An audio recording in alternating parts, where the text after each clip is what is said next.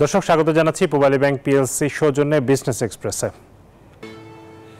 চলমান শ্রমিক অসন্তোষের জেরে সাভারের আশুলিয়া শিল্পাঞ্চলে বৃহস্পতিবারও 230টি কারখানা বন্ধ ছিল, তবে খোলা রয়েছে বেশিরভাগ পোশাক কারখানা। পুলিশ জানিয়েছে এদিন সড়ক অবরোধের মতো ঘটনা ঘটেনি।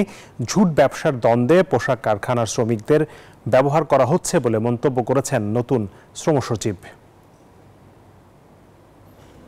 সাভার আশুলিয়ায় প্রায় 230টি কারখানায় উৎপাদন বন্ধ থাকলেও বৃহস্পতিবার কোথাও সড়ক অবরোধ বা হামলার ঘটনা ঘটেনি। তবে আগে থেকেই কিছু কারখানার ভেতরে দাবি দেওয়া নিয়ে চলছিল শ্রমিক অসন্তোষ। শ্রমিকদের কর্মবিরতি ঠেকাতে শ্রম আইন মেনে আরও 133টি কারখানায় সাধারণ ছুটি ঘোষণা করা হয়। বিভিন্ন দাবি থাকলেও কারখানা বন্ধ চান না সাধারণ শ্রমিকরা।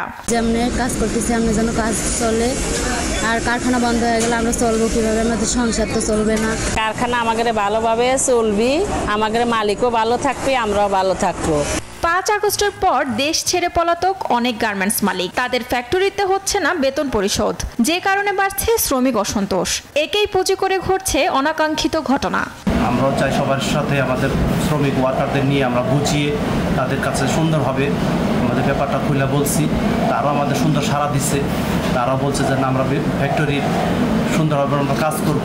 যারা গার্মেন্ট শিল্পে হামলা চালাচ্ছে, পোশাক খাতটাকে ধ্বংস করার জন্য একটা পাইতারা সৃষ্টি করছে, এদেরকে চিহ্নিত করে অবিলম্বে তাদের গ্রেপ্তার করে শাস্তির আওতায় আনার জন্য দাবি জানাই। ঝুট ব্যবসার দ্বন্দ্বে পোশাক কারখানার শ্রমিকদের ব্যবহার করা হচ্ছে বলেছেন নতুন শ্রম সচিব। টঙ্গীতে বৃহস্পতিবার সংবাদ সম্মেলনে এই কথা বলেন তিনি। শ্রমিকদের যে বিক্ষোভ বা যেটাই বলেন তাদের এই দাবি দেওয়া, এটিও দেখা গেল যে এখানে অনেকেই দেখা গেল যে ঢুকে গেছে।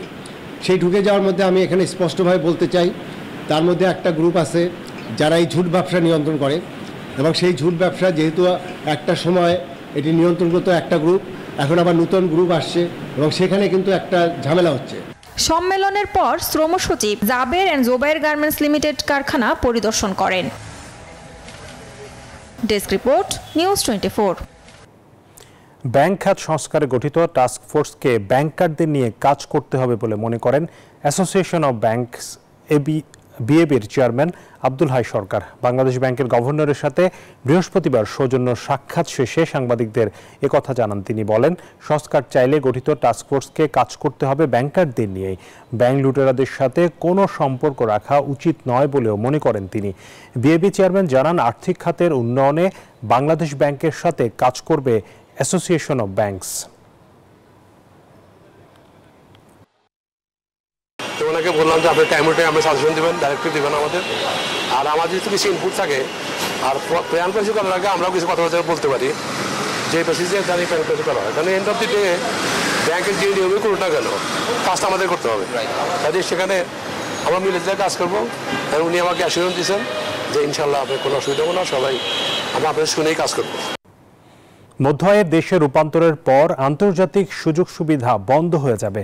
ব্যবসায়ীদের কথা স্মরণ করিয়ে দিয়ে অর্থ উপদেষ্টা বলেছেন, এই পরিস্থিতিতে বাড়াতে হবে উৎপাদন। আর পরিকল্পনা উপদেষ্টা বলছেন, উন্নত বিশ্বের সাথে তাল মেলাতে যে কোনো চ্যালেঞ্জ মোকাবেলায় প্রস্তুত থাকতে হবে। ব্যবসায়ীদের প্রধান উপদেষ্টার মতবিনিময় অনুষ্ঠানে এসব কথা বলেন তারা। গ্র্যাজুয়েশনের কথা 2026 অনেক কিছু আপনার লস করবেন, ট্রিপসের নিয়ে ফেস করবেন, তাই না? আরও অন্য সেটা একটা জিনিস হলো আপনাদের যেটা কম্পিটিটিভ হতে হবে, প্রোডাক্টিভিটি বাড়াতে হবে। আমরা এতদিন ধরে রপ্তানির ক্ষেত্রে একতরফা শুল্কমুক্ত বাণিজ্য সুবিধা পেতে অভ্যস্ত হয়ে গেছি, এবং দেশের ভেতরেও শিল্প সংরক্ষণ সুবিধা অনেক দেওয়া হয়েছে। কিন্তু এরপর যখন আমরা দ্বিপাক্ষিক এবং বহুপাক্ষিক বাণিজ্য চুক্তিতে যাব, তখন কিন্তু বিশ্ব বাণিজ্যে টিকে থাকতে হলে আমাদেরকে অবশ্যই যা করতে হবে তা হলো উৎপাদনশীলতা আরও বাড়াতে হবে, দক্ষতা, শ্রমিকদের দক্ষতা বাড়াতে হবে, এবং প্রযুক্তিগত উন্নয়নের দিকে যেতে হবে।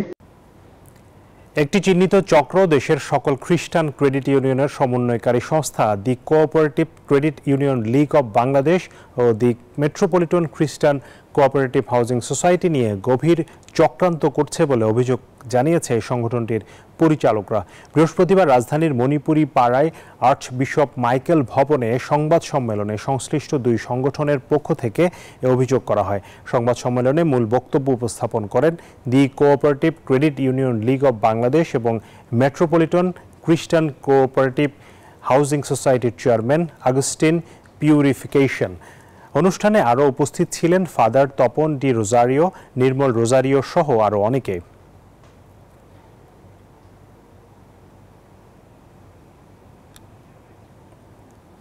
বৈষম্য বিরোধী ছাত্র আন্দোলনে সাউথ ইস্ট ইউনিভার্সিটির শহীদ 4 শিক্ষার্থী সহ সকল শহীদদের আত্মার মাগফিরাত কামনায় দোয়া মাহফিলের আয়োজন করা হয়।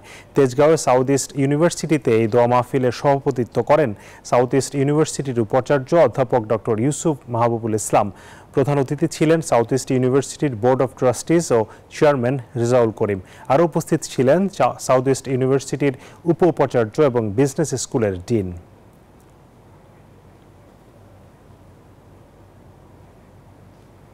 দর্শক, এই ছিল আমার কাছে পূবালী ব্যাংক বিজনেস এক্সপ্রেসের খবর।